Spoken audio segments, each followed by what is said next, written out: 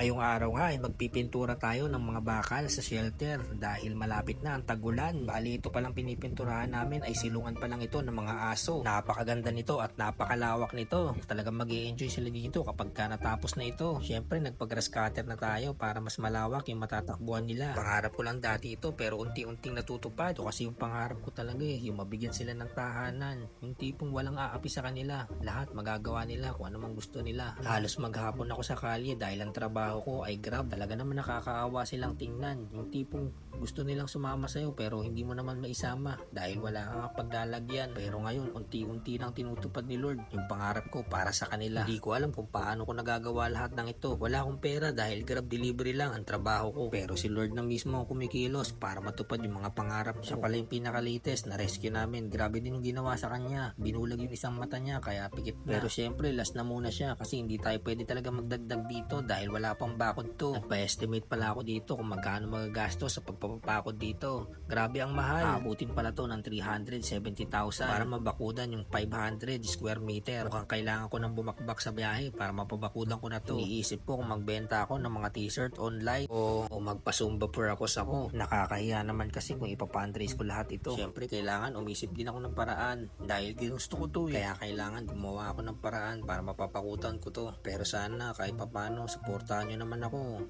sa plano kong shelter. Matagal ko na itong pangarap Nauudot lang dahil wala tayong pera. Pag natapos naman ito, kahit magpa-rescue sa akin, okay lang. Hindi ko kayo tatanggihan dahil meron na akong paglalagyan. Mabasa ko naman yung mga nagpapa-rescue pero yun nga lang, kailangan ko tanggihan dahil wala talaga akong paglalagyan pa. Hindi ko naman pwede i-rescue yung mga pinapa-rescue nyo tapos itatambak ko sa mga punuang shelters. Ayoko naman ng ganun, yung maging magaling sa paningin nyo pero yung mga asong pinarescue nyo sa akin, siksikan na sa mga shelters. Sana maunawaan nyo ako sa part na yun dahil konsensya ko na lang kung gagawin ko pa yun. Pero itong shelter nga na to, once na magkabakod na to at saka magkaroon na ng isolation facilities, sige, go lang tayo ng go. Yun lang naman talaga yung kulang dito and then pwede na tayo mag-start. Kaya pala, kailangan ko rin ng isang tao, yung pet lover talaga, yung mapagkakatiwalaan. Kaya guys, kung napanood mo man to, sana suportahan mo ako. Open din ako sa lahat ng idea. Kung may idea ka, pwede mo sabihin sa akin personal. Tulong-tulong tayo para sa paraiso ng mga aso at pusa.